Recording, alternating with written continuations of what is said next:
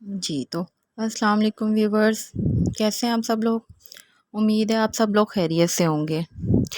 Ji, welcome back to my channel Knowledge wave.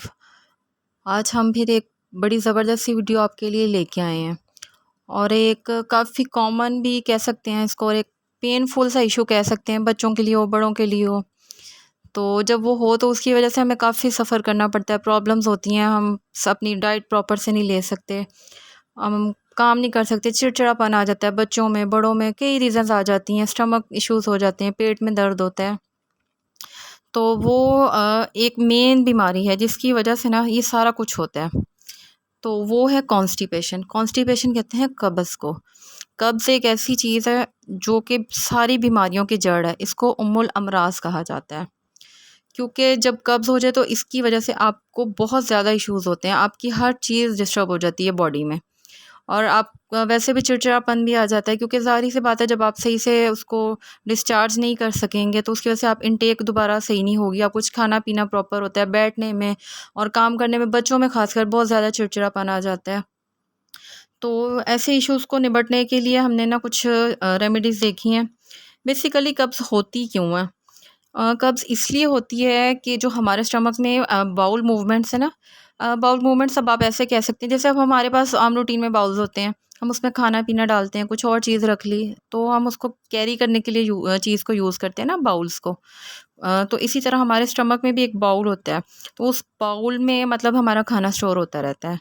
जब खाना store होता है तो ऑब्वियसली उसको खाने को हज़म करने के लिए कोई तो प्रोसेस ऐसा है ना जिसकी वजह से वो हज़म होता है। एक जगह पड़ा रहेगा तो वो कभी भी हमें डाइजेस्ट नहीं होगा। तो उसके लिए हमारे बॉडी के अंदर ना अल्लाह ताला ने एक बाउल सिस्टम रखा हुआ, तो जो बाउल की मूवमेंट्स होती है जब वो अपनी फ्रीक्वेंट मूवमेंट करता है, मुसलसल हिलता-जुलता है, तो उसकी वजह से ना अ, हमारा खाना सही तरह हज़म हो जाता है। तो जब उसकी मूवमेंट इनफ्रीक्वेंट हो जाती है, गैर मुसलसल हो जाती है, प्रॉपर नहीं होती है, तो उसको हम कब्ज़ कह देते हैं। उस वजह से हमें फिर सही से मतलब वॉशरूम वगैरह नहीं आता, तो उसको हम कब्ज़ कहते हैं। तो अगर तो ये महीने या 2 महीने में कोई एक आध बार हो जाए तो इसका कोई इतना बड़ा इशू नहीं है, ये कॉमन चीज़ है, हो ही जाती है। बट अगर आपको 1 वीक में 2 से 3 बार या 4 बार हो रही है तो फिर आपके लिए थोड़ी मतलब ये अलार्मिंग सिचुएशन है, क्योंकि बार-बार इस तरह कॉन्स्टिपेशन का होना ये ठीक नहीं होता है।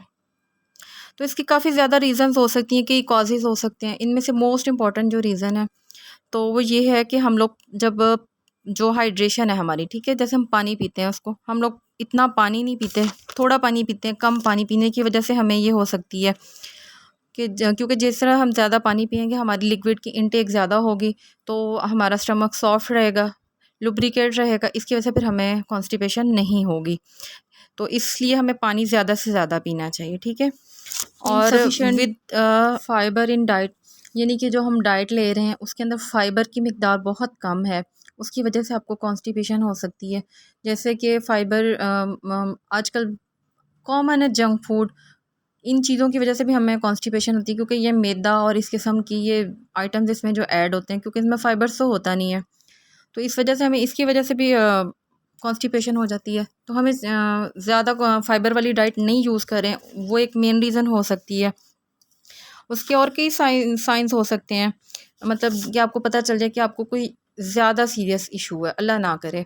तो उसमें ये हो सकता है कि ब्लड इन स्टूल, यानी कि आप जो वॉशरूम कर रहे हैं उसमें आपको ब्लड फ़ील हो रहा है और पेट में काफ़ी ज़्यादा दर्द हो रही है, सीवियर पेन जिसको कहते हैं, वो हो सकता है। उसके अलावा ब्लोटेड फीलिंग इन स्टमक, यानी कि उसको हम ये कह सकते हैं कि मरोड़ उठना जिसको कहते हैं ना, आपके मरोड़ उठते हैं ना, कभी थोड़ा वॉशरूम आ रहा है, कभी थोड़ा ज़्यादा पेन हो रही है, एकदम लेवल हाई और लो होता रहता है, उसको मरोड़ उठना कहते हैं, ब्लोटिंग फीलिंग्स कहते हैं उसको। तो वो इस तरह से होना। और रेक्टम में आपके पेन होना, यानी कि जो निचले वाला हिस्सा होता है उसमें बहुत ज़्यादा पेन होना। ऑब्वियसली जब आप सही से वॉशरूम नहीं कर पाएंगे तो जब प्रेशर होता है, ज़ोर लगता है, तो वो निचले हिस्से में काफ़ी ज़्यादा दर्द होती है। तो फिर उसकी वजह से आपको बैठने और लेटने में भी इश्यूज़ होते हैं, कई और प्रॉब्लम्स भी क्रिएट होते रहते हैं। तो इसके लिए ना हमें कई ज़्यादा अपने आप को ना ये चीज़ों को नोटिस करना चाहिए, पानी वगैरह का देखना, डाइट वगैरह, और इसके ट्रीटमेंट अब हम आपको असल चीज़ की तरफ लेके आते हैं। जी, तो अब हम आपको ना यहाँ पर इसके ट्रीटमेंट बताते हैं, इसकी रेमेडीज़ बताते हैं। होम रेमेडीज़ भी हैं इसमें कुछ और कुछ वैसे भी हैं। फ़र्स्ट ऑफ़ ऑल तो ऑब्वियसली आपको किसी अच्छे मतलब डॉक्टर के पास जाना चाहिए। और उससे कंसल्ट करना चाहिए। आपको वो जो लैक्सेटिव्स देते हैं आपको वो यूज़ करनी चाहिए, जैसे कि वो स्टिमुलेटर्स होते हैं ना उसमें, तो वो हमारे जो मसल्स की कॉन्ट्रैक्शन होती है उसको स्टिमुलेट करते हैं इंटेस्टाइन में, तो उसकी वजह से प्रोसेस जो हमारा होता है वो स्पीड अप हो जाता है और जो हमारी कॉन्स्टिपेशन है वो कम हो जाती है।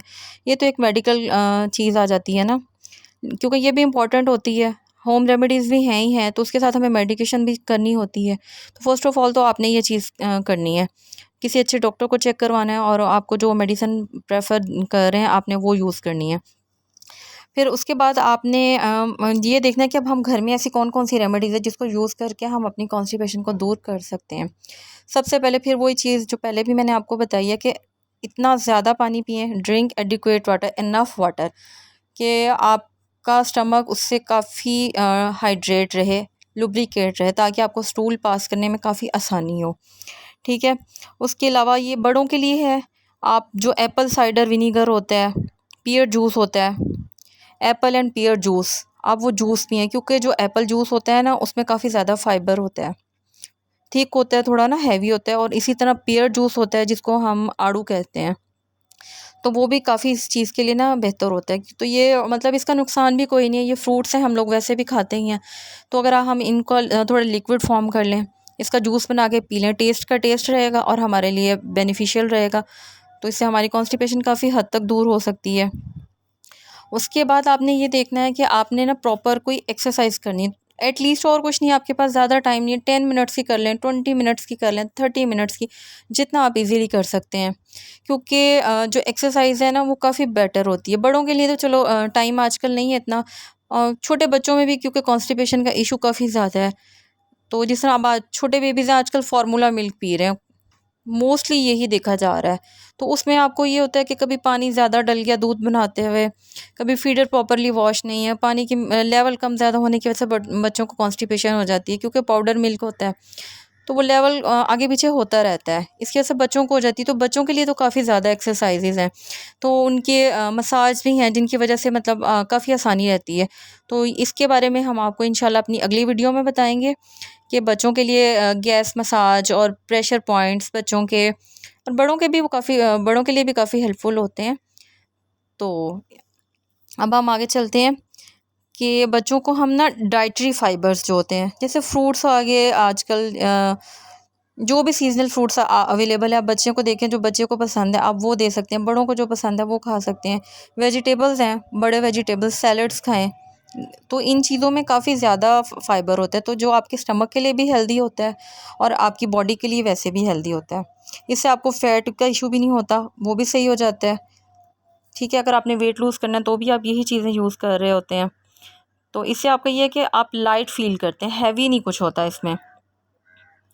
और आपने अपनी ना मतलब वॉशरूम की एक रूटीन सेट करनी है, ये नहीं है कि आप लोग काम पे लगे हुए हैं या कहीं और गए हों, वो जो काम है बस उसी पे फोकस किया हुआ है, इस चीज़ को नहीं देख रहे हैं, बस आया है। और जिस बच्चों में ही खासकर ये चीज़ काफ़ी कॉमन होती है कि जब उनको वॉशरूम वगैरह आ रहा होता है तो वो रोके रखते हैं, खेल कूद रहे होते हैं, प्रॉपर तवज्जो नहीं करते। तो आपने उनके ऊपर प्रॉपर तवज्जो रखनी है खुद इस चीज़ की ना, कि वो वॉशरूम ठीक से कर रहे हैं, क्योंकि अगर बार बार वो रोकेंगे तो भी इश्यूज़ क्रिएट हो सकते हैं। तो इस चीज़ को भी दूर करने के लिए ना हमने खुद बच्चों का भी ख्याल करना है और अपना भी करना है, और प्रॉपर डाइट लें, क्रॉनिक इश्यूज़ से बचें, और ये ध्यान रखें कि आपका बच्चा जो वो हेल्दी डाइट ले रहा है, कोई ऐसी नहीं, बच्चों को ज़्यादा जंक फूड ना दें, क्योंकि ज़्यादा जंक फूड भी कॉन्स्टिपेशन करती है, तो इसलिए बच्चों को हेल्दी फूड दें, मिल्क उनको यूज़ करवाएं, क्योंकि मिल्क एक बेस्ट चीज़ है कॉन्स्टिपेशन में, क्योंकि अगर बड़े हैं तो बड़े तो पूरा कप ले सकते हैं, और उनको अगर कॉन्स्टिपेशन ज़्यादा है तो एक काफ़ी ज़्यादा कॉमन ड्रॉप्स का आते हैं मार्केट में, उनका नाम है सिकीलेक्स, तो ये ड्रॉप्स कॉन्स्टिपेशन में काफ़ी हेल्पफुल होते हैं। उनको गर्म दूध करें, 1 कप उसमें डालें और डाल के पी लें, और अगर सपोज़ आपको दूध नहीं भी अच्छा लगता है तो आप 1 कप पानी ले सकते हैं, सादा नीम गर्म पानी, पानी लें, उसमें 1 चम्मच अगर आपको दिल करता है तो आप शहद डाल लें, नहीं दिल करता तो आप सादा पानी में वो ड्रॉप्स डालें और पी लें, क्योंकि गर्म पानी भी काफ़ी हेल्पफुल होता है इस चीज़ के लिए।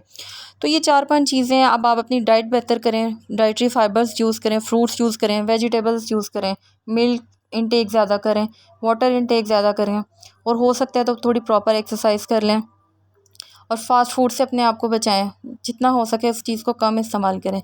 तो ये छोटी छोटी चीज़ें हैं जिनको हम अपनी डेली लाइफ में मेंटेन करें तो हम इस तरह के प्रॉब्लम्स बहुत कम होते हैं। और अगर फिर भी हो जाएं तो इन चीज़ों से हमने अवॉइड करना है और इंशाल्लाह ताला बेहतर होगा आपके लिए। और अगर फिर भी कोई मसला होता है तो आप अपने किसी करीबी डॉक्टर के पास जाएं और उससे मशवरा लें। हमें अपनी दुआ में याद रखिएगा।